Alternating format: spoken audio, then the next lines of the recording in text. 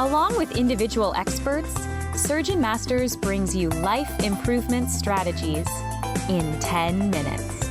These proven principles and strategies are easy to learn and can be applied immediately, allowing you to practice your best. Here's your host, Jeff Smith.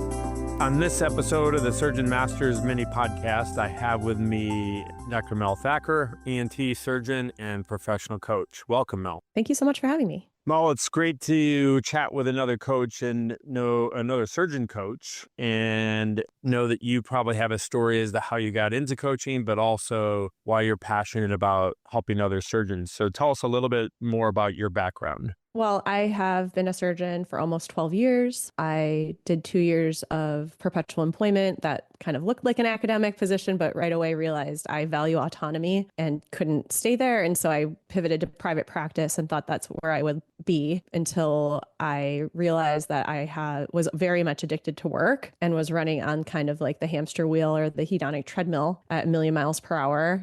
And never stopped to kind of look inwardly until I started having panic attacks. And that was like my body grabbing me and having an intervention and being like, listen, you can't ignore this anymore or buffer over this or pretend it's not there. And so I did a lot of inner work. And when I found coaching, I was like, what is this? This is amazing. Why don't we learn this like when we're young? And then I jumped in with both feet and became a coach and started coaching surgeons and saw that there are a lot of humans who are suffering in the world of surgery, and that coaching is extremely highly effective to stop the suffering.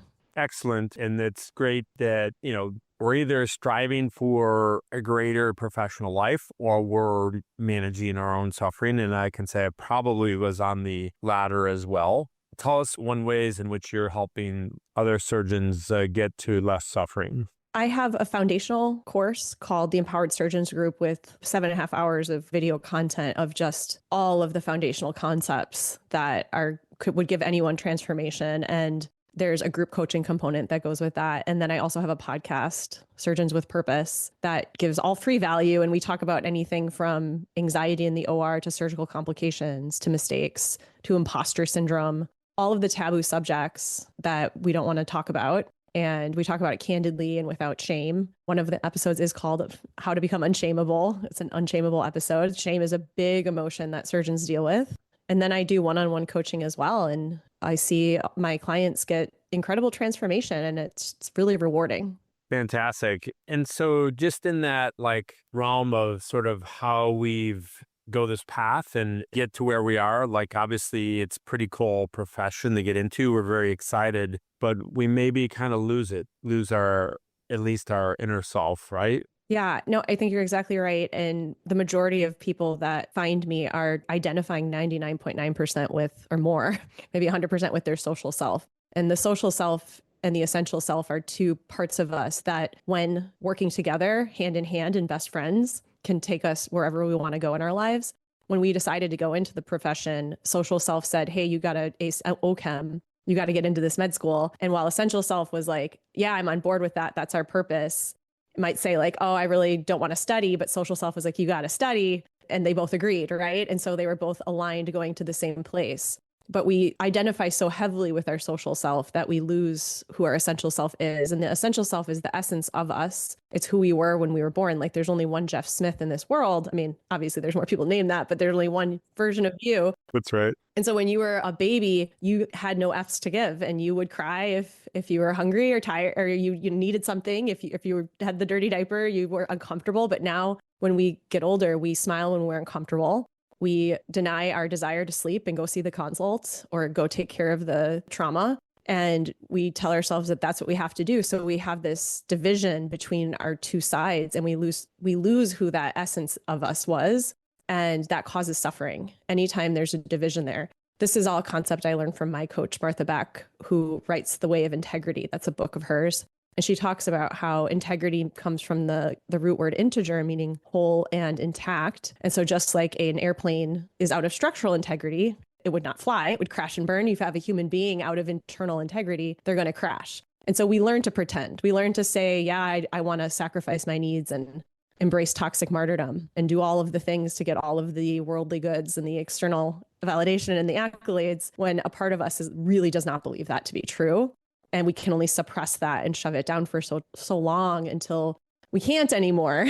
And that's why we have such high burnout rates, high suicide rates, all of these end products of human suffering that we're looking at. If we want to heal that, we have to kind of heal and repair that internal divide. And I kind of noticed that there's always this like spectrum of severity in the sense of, even if I look back at my own life, of how heavily I suppressed, and then even just the small times I suppressed, right? And so I don't know that I could look back and recognize when I was doing this as much. I mean, I can now, and I probably even partially knew then, but like I think there's even sort of that small stuff. So anyone wanting to shift or change ought to recognize it's not just the big stuff, right? It's kind of everything. So tell us more about, maybe fixing it, or let's go with the word improving it. Yeah. I mean, I think first thing is noticing that most of us are living unconsciously and telling ourselves a story that we'll be happy when we get $1 million or whatever, or make $1 million, like whatever it is that we tell ourselves. The next job and right? so on. Yep. Mm-hmm. Yeah. And it's a lie. It's not true. It's the arrival fallacy. And so when you live consciously and those moments come where you feel the division, you engage with it and you're like, ooh, this is an opportunity. Like for me, the other day, I missed my son's speech because my neurodivergent brain didn't pay attention to like school schedules. And I was so distraught, but I saw it as an opportunity and as like an opportunity to be present with my emotions and recognize how a part of me was just feeling so awful. And I cried for a long time and I had to process through that. He ended up being okay with it. But that would be one opportunity that happens at home. These opportunities come up all the time when our like scheduler overbooks us and we say yes, but part of us is like angry and feeling resentment. Like that's an opportunity to engage with that part that wants to say no, but can't, or feels like it can't. Why don't you share with our audience, some of the to-dos, some of the actions to improve this? Yeah. So paying attention, having awareness, and then one exercise I have my clients do is this timeline exercise where they make a timeline from 0 to however old they are, and they remember back to big memories they had, especially when they were young, write stories from stream of consciousness about those memories, and then ask themselves, why do I remember that so vividly? What is the big emotion around that? Why did I feel that way? What were the circumstances? What did I learn about the world? What did I learn about myself and what I value? And that brings you a little bit closer to knowing who you are, because we lose who we are. And once we can start to get to know who that person is, that human being, now we can bring them into the conversation and engage with them. And then starting to also subtract and strip away certain cultural narratives that may not serve us, like people pleasing, like always having to say yes to every request. Actually, you don't. You can say, no, I will not do that, and not have thoughts about it and not feel bad about it. And then you're like, oh,